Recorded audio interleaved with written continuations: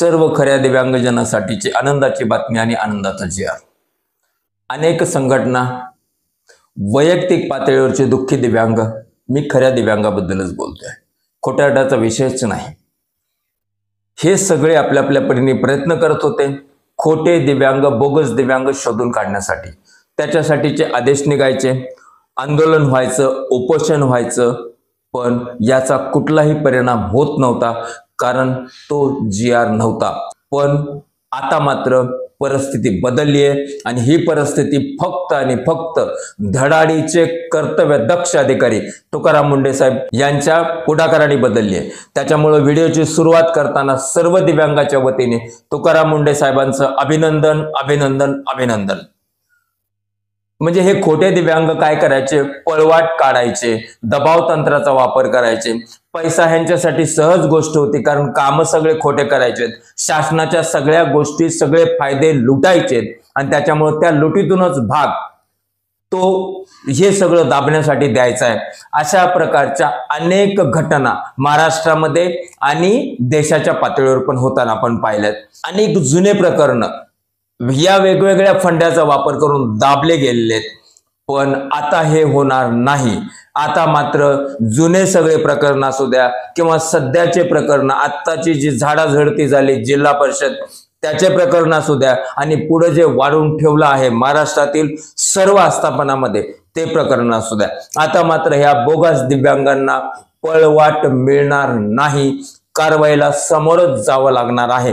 याविषयीच बोलण्यासाठी आज आपण भेटतोय. मित्रांनो, 27 जून 2024 ला एक पत्र निघालं. त्या पत्रामध्ये स्पष्ट नमूद केलं गेलं की शासनाच्या विविध योजना, त्याचबरोबर नोकरीतील पदोन्नती, मग तुमचं ते पण आलं, आंतरजिल्हा जिल्हा अंतर्गत बदली, हे सगळं आलं. यासाठी दिव्यांग प्रमाणपत्र म्हणजेच UDID कार्ड, स्वावलंबन पोर्टलवरचं दिव्यांग प्रमाणपत्र अनिवार्य करण्यात आलं होतं आणि त्याचबरोबर जुने प्रमाणपत्र अद्ययावत करून घ्यावे असं नमूद करण्यात आलं होतं. या सगळ्या गोष्टीला 1 वर्षामध्ये अद्ययावत करणं जरुरी होतं, पण 25 उलटत आला, 25 संपत आला तरी अनेक बोगस दिव्यांगांनी या गोष्टी अद्ययावत केलेल्या नव्हत्या. त्याचबरोबर 16/8/2024 ला एक परिपत्रक शासनाने काढलं होतं. त्या परिपत्रकामध्ये शासकीय, निमशासकीय, शासनाकडून निधी प्राप्त संस्था या अंतर्गत ज्या ज्या काही दिव्यांगजनाच्या नियुक्ती झालेल्या आहेत त्या दिव्यांग कर्मचारी आणि अधिकारी यांच्या दिव्यांगत्वाची तपासणी करावी. काय झालं, 8व्या महिन्यात 2024 ला किती ठिकाणी तपासण्या करण्यात आल्या आणि किती ठिकाणी हे सगळे प्रकरण झाकून ठेवण्यात आले, आर्थिक व्यवहार करून किंवा दबावाच्या बळाखाली येऊन.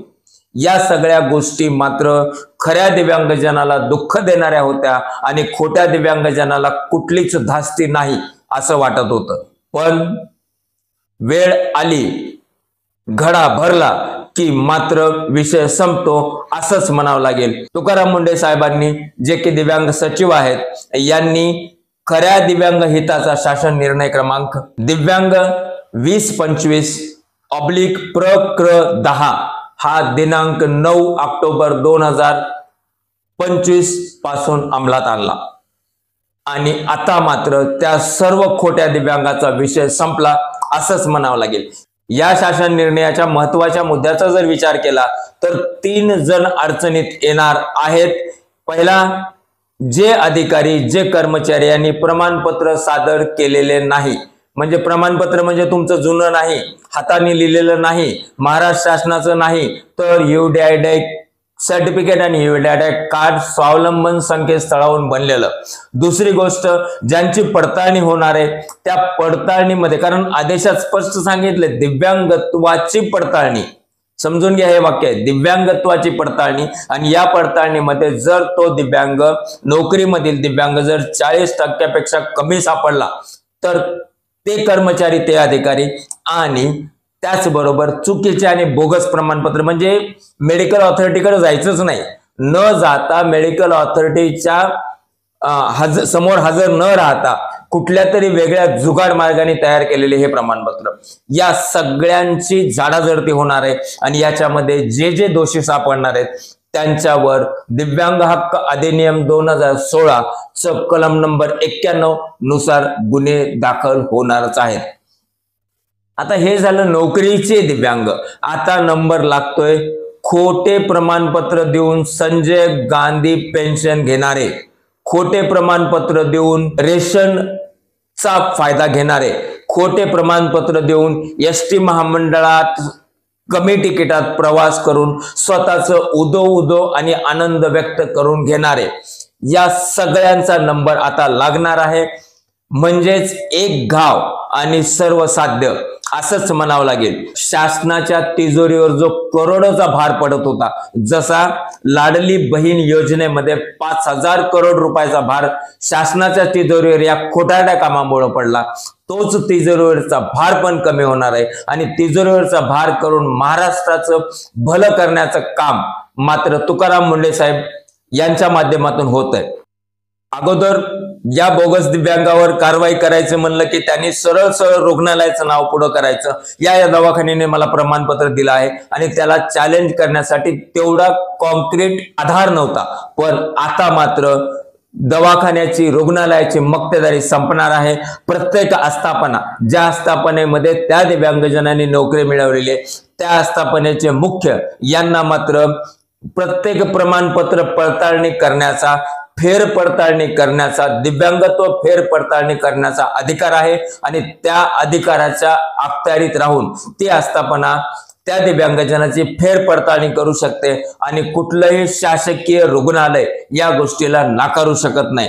त्याचबरोबर काही झाली थोडीशी हालचाल, किती प्रकरण आहेत म्हणजे मोजता येणार नाहीत एवढे प्रकरण आहेत। बीड राहू द्या, भंडारा राहू द्या, प्रत्येक जिल्हा, कुठला जिल्हा सुटला नाही। अहमदनगर तर कहर, या ठिकाणी कारवाई करायला गेलेले जे प्रामाणिक अधिकारी आहेत त्यांना मग तो न्यायालय, या प्रक्रिया, या सगळ्या गोष्टी व्हायच्या, कारण त्यावेळेस शासन निर्णय नव्हता। पण आता मात्र शासन निर्णय आहे, त्याच्यामुळे यांची जी न्यायालयाची धाव आणि तिथून काहीतरी साध्य होईल, या पण सगळ्या गोष्टी जवळजवळ बंदच होणार आहेत। त्याच्याच बरोबर आता आणखीन एक होणार आहे की जे जुने प्रकरण आहेत, जे दबून राहिलेले आहेत, ज्यांनी आपल्या आपल्या पद्धतीने पळवाटा काढलेले आहेत, हे सगळे प्रकरण मात्र आता उघड होणार आहेत आणि उघड केलेच पाहिजेत। त्याचबरोबर अनेक दिव्यांग जे दवाखान्यात गेलेलेच नाहीयेत, त्यांनी त्यांच्या परीने विविध जुगार लावलेत। हे दवाखान्यात न जाऊन जुगाड लावलेले दिव्यांग आणि यांना जुगाड लावण्यासाठी मदत करणारे ते सर्व, यांच्यावर पण कडक कारवाई होणार आहे, कारण डाटा गोळा करणं चालू आहे। या सगळ्या प्रक्रिया खूप खोलवर चालू आहेत आणि खूप जलद गतीने चालू आहेत आणि हे मात्र पक्क म्हणावं लागतंय की त्या सर्व बोगस छाप दिव्यांगजनाचे आता दिवस भरलेले आहेत, घडा भरलेलाच आहे। आणि या शासन निर्णयाने आणखीन एक अधिकार मिळतोय। समजा एखाद्या आस्थापनेमध्ये जर वाटत असेल, शंका येत असेल की हे असे जे काही दिव्यांग आहेत ते बोगस आहेत, अशी शंका जर येत असेल तरी त्यांच्या विरोधात त्या आस्थापनेला तक्रार करता येणार आहे आणि त्या तक्रारीच्या आधारावर आणि या शासन निर्णयाच्या आधारावर त्यांची फेर पडताळणी होणार आहे। फक्त तक्रार करताना मात्र स्वतःचा वैयक्तिक हेवा देवा न ठेवता तक्रार व्हावी, हे मी खऱ्या दिव्यांगजनांना आजच्या व्हिडिओतून आवाहन करतोय। आणि ते दिव्यांगजन जे आतापर्यंत अनेक वर्ष मेहनत करून नोकरीपासून मुकलेले आहेत, त्या दिव्यांगजनांसाठीचा हा GR म्हणजे खूप उपयुक्त GR आहे। याच्यानंतर आणखीन काही घडामोडी होणार आहेत, त्या की नोकरीला लागण्याच्या अगोदरच या सगळ्या गोष्टी खातरजमा करून घेणं, अशा बऱ्याच गोष्टी आहेत ज्या होणार आहेत, त्या आता बोलायची गरज नाही। हे बोलण्याच्या मागचं कारण असं येतंय की आम्ही पाहतोय जे खरे दिव्यांग आहेत ना, जे दिव्यांग ज्यांना पेन्शनवर त्यांचं जीवन बरंच काय अवलंबून असतं, ज्यांना रेशनमध्ये बऱ्याच अडथळे येतात आणि ज्यांना स्वतःचं जीवन जगताना तसं अवघड जातं, असे सगळे खरे दिव्यांगांना या सगळ्या शासन निर्णयाबद्दल तेवढी उत्सुकता नाहीये, कारण की ते त्यांच्या जीवनाच्या विवंचनेतच परेशान आहेत। पण जर हे सगळे खोटे दिव्यांग निघाले तर नक्कीच खऱ्या दिव्यांगजनाच्या अधिकाराचे करोडो रुपये लुटणारे अलगद बाजूला जातील आणि त्याच्यानंतर मात्र शासन खऱ्या दिव्यांग हिताच्या योजना व्यवस्थित लागू करण। आपण कुठलीही योजना बघा, त्या योजनेमध्ये लिहिलेलं असतं अमुक या वर्षी या दिव्यांग बांधवांना इतका करोडोचा निधी दिला, मग तो हा सगळं एकत्रित विचार तिजोरीचा बोज किंवा पूर्ण आर्थिक संतुलन करताना केला जातो. हे खोटे निघतील तर बोज येणारच नाही. आणि त्याच्यात सगळ्यात महत्वाची गोष्ट, हे जे खोटारडे दिव्यांग आहेत यांच्यावर कलम नंबर 91 नुसार तर कारवाई होणारच आहे. त्याचबरोबर शिस्तभंगाची कारवाई होणार आहे. आणि यांनी आतापर्यंत हे खोटारडं सगळं नाटक करून जे शासनाचे पैसे लुटलेले ते पण वसूल केले जाणार आहेत. या सर्व गोष्टीचा विचार करता मात्र तुकाराम मुंढे साहेबांच्या पुढाकाराने जो शासन निर्णय निघालाय त्या शासन निर्णयाचं आपण सर्व दिव्यांगांनी मनातून कौतुक केलं पाहिजे. सर्व संघटनांनी मनातून कौतुक केलं पाहिजे. आतापर्यंत जी गोष्ट झाली नाही, ज्या गोष्टीची प्रतीक्षा सर्व दिव्यांग बांधवांना होती, ती गोष्ट एका दणक्यामध्ये खमक्या अधिकारी तुकाराम मुंढे साहेब यांनी करून दाखवली आणि खऱ्या दिव्यांगाचं हित सुरू झालं आहे हा संदेश त्यांनी महाराष्ट्रात दिला. या अशा कारवाईमुळे मात्र एक होतंय, महाराष्ट्र हे देशातील एक छान राष्ट्र म्हणून पुढे येते दिव्यांग हिताचे कार्य करण्यासाठी. आणि पहिलं राष्ट्र दिव्यांग मंत्रालय बनवणारं. याच प्रकारचे जर शासन निर्णय प्रत्येक राज्यांनी जर काढले तर मात्र पूर्ण भारतातून हे बोगस दिव्यांग अलगद उचलून फेकले जातील, हे मात्र पक्क. आजच्या व्हिडिओत एवढंच मित्रांनो. पुढचा एखादा आणखीन उपयुक्त दिव्यांग हिताचा व्हिडिओ घेऊन आपण भेटू. नमस्कार.